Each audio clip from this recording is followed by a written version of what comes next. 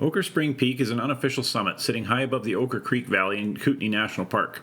The ski route starts at the Inkpots parking lot, progressing up the Ochre Spring Creek Trail and continuing up valley for 3 kilometers to a huge south-facing avalanche gully. There are various routes up this gully. The safest follows a left branch about a third of the way up, before continuing to a bench at around treeline. From the upper bench, the peak can be accessed via a shallow south ridge, although very steep on wind-hammered slopes which can build up snow, causing avalanche concerns.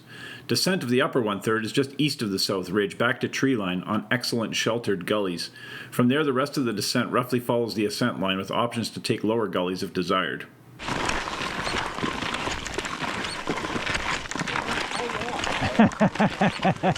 Yeah, we're not skiing across that. We left the parking lot with very little snow all around, thanks to extremely warm temperatures the week previous, and very little in the way of new snow since. From the paint pots, the trail narrows and turns its way through forest for a few kilometers to a huge south-facing avalanche gully. This is it. Right? The snow was punchy and the gully was extremely threadbare as we reluctantly started up it. At least it was much warmer than forecast, but we both wondered about the descent. It honestly didn't look very good.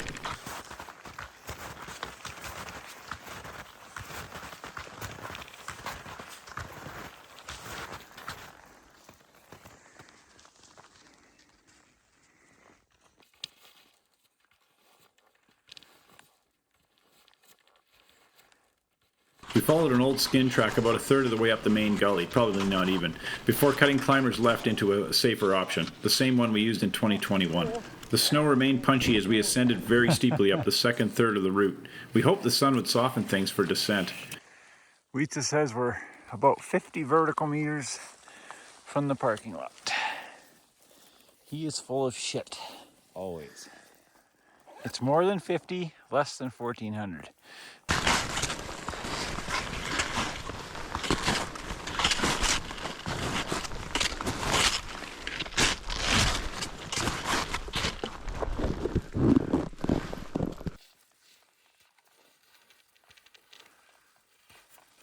Views were incredible as we finally broke through morning clouds.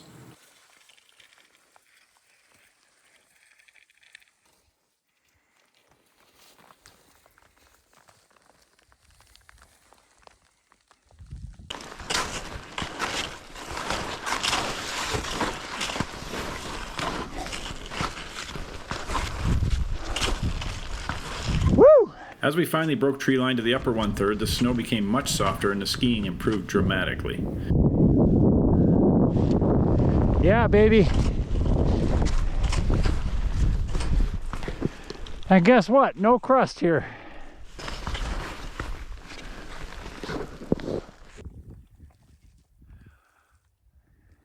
Unfortunately, as often happens, the higher we went, the windier and colder it got. Soft slabs were quickly forming around the south ridge, and we had lots of cracking around our feet.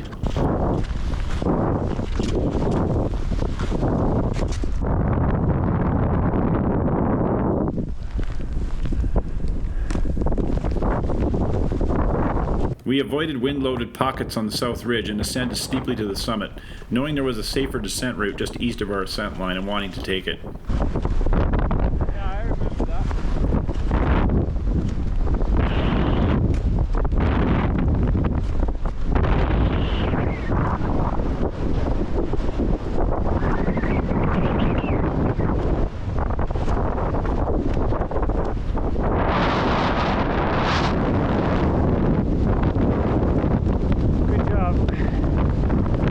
We didn't linger in the freezing summit winds, but quickly took off the skins before skiing off the summit block with caution on potentially wind-loaded summit slopes just east of the main summit.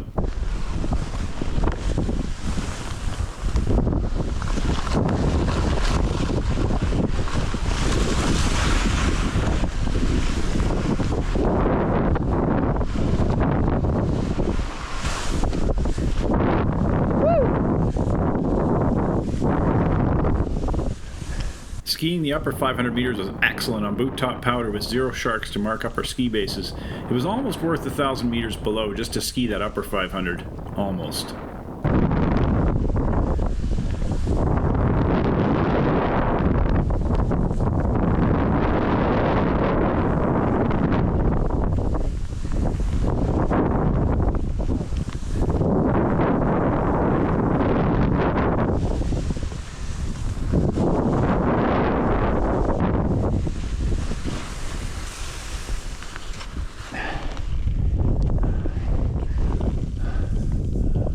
Awesome!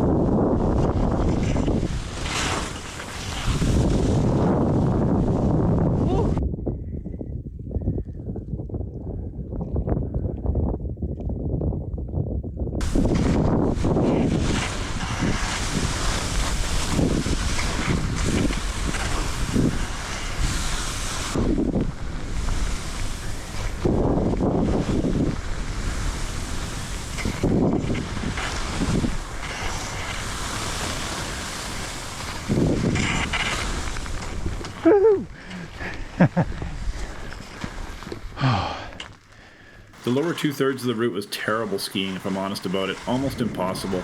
Survival skiing at best, and risking injury.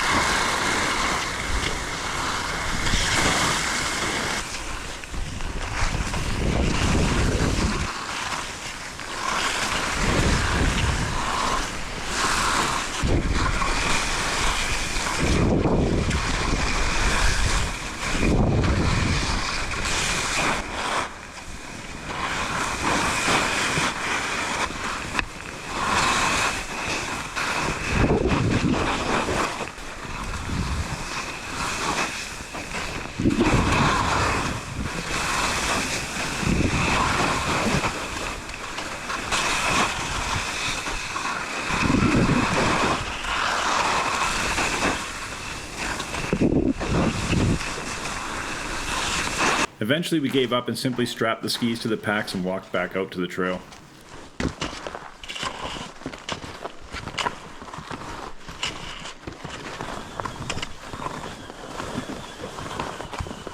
It felt really good to get up high in the Rockies again, but I am looking forward to some fresh snow to freshen up the bottom 2/3 of the mountains before I'm going to get excited about heading out again.